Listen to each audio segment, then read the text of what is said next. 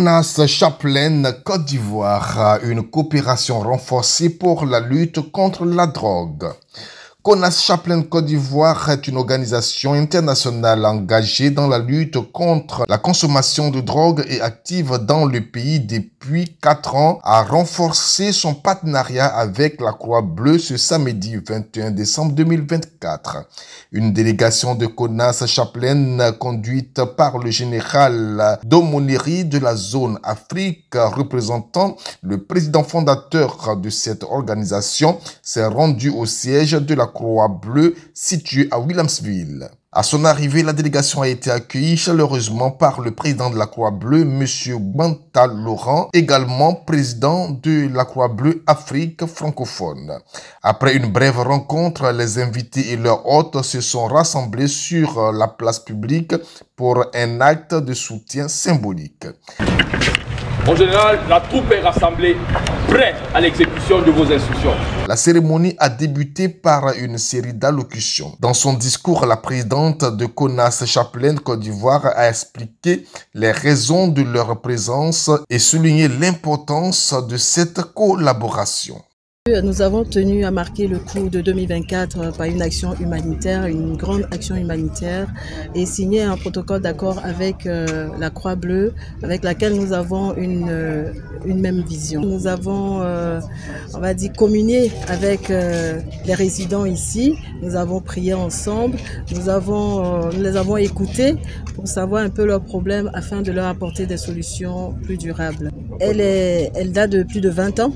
Déjà dans le monde. Ici en Côte d'Ivoire, il faut dire qu'on n'existe que depuis 4 ans et nous avons plus ou moins 500 aumôniers partout en Côte d'Ivoire.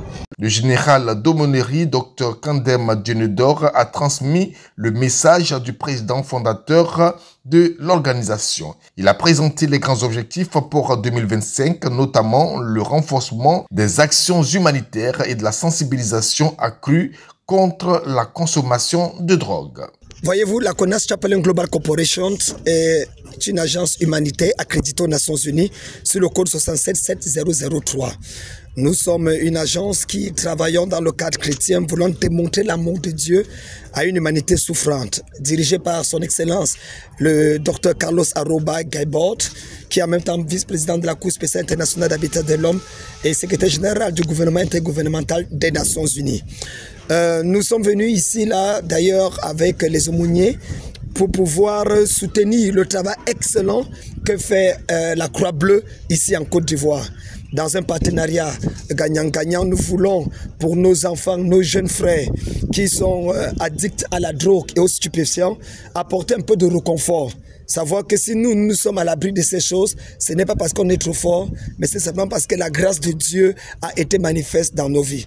Nous partageons la même vision que la Croix-Bleue et c'est la raison pour laquelle, avec la représentante au niveau de la Côte d'Ivoire et tous les aumôniers rassemblés ont bien voulu, en tant que serviteurs de Dieu, hommes de Dieu, femmes de Dieu, de différentes confessions religieuses, ici en Côte d'Ivoire, venir juste dire nous ne pouvons pas célébrer Noël ou la bonne année sans penser aux couches marginalisées.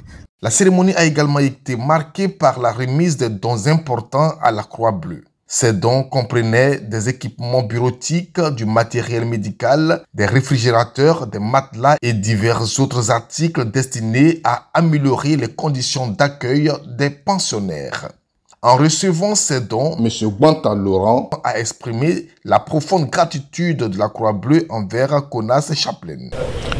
Il vient de nous faire un don. Le don est destiné aux pensionnaires du centre d'accueil de la Croix-Bleue du Côte d'Ivoire.